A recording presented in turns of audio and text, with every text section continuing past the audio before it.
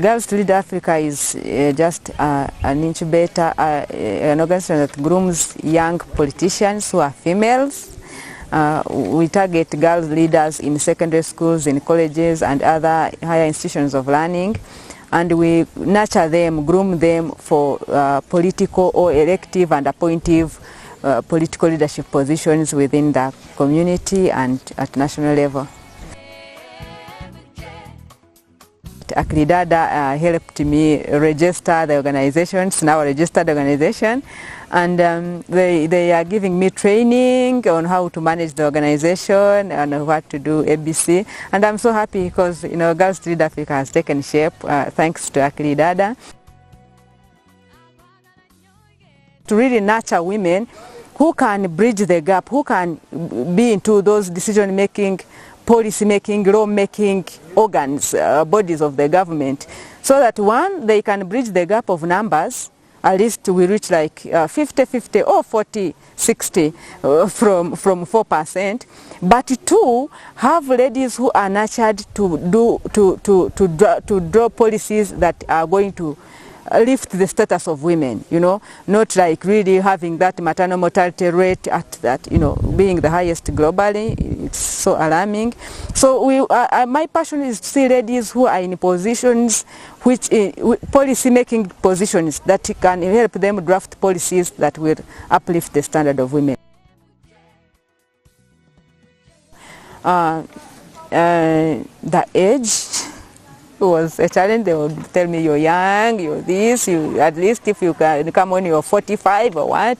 The second challenge is money, and that one is regardless of age. Women in Africa, but specifically in Uganda, like I told you, even like I mentioned earlier, we don't have access to financial credit. Then another challenge is sexual harassment. You know, when you're in campaigns, by midnight you are still, you know, you have to go and visit the bishop. Those are people whom you will not go to openly, or you don't expect them to come to your rally. So you have to find them in their homes.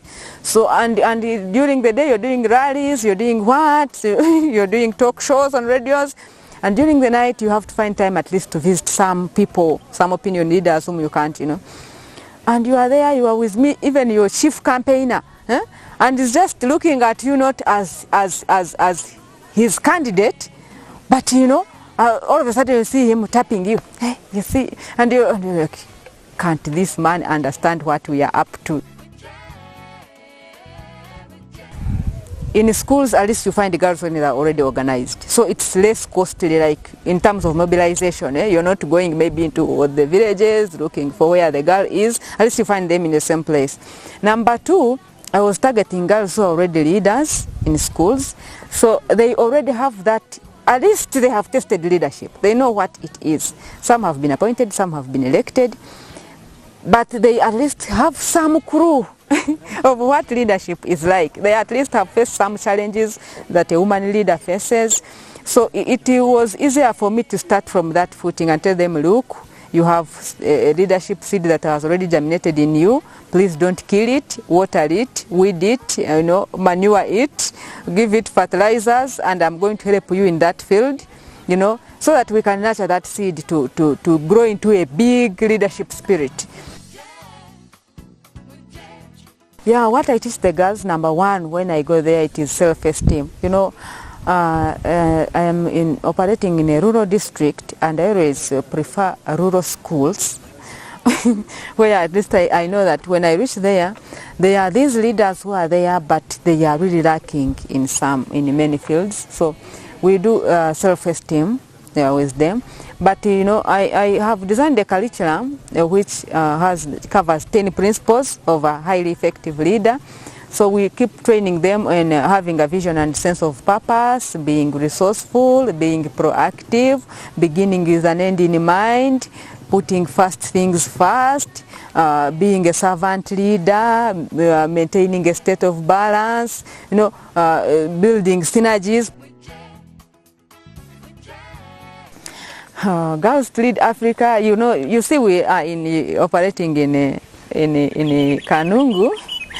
I would want to see Girls to Lead Africa operating in Kigezi sub-region, operating in the whole of Uganda, maybe operating in the whole of East Africa.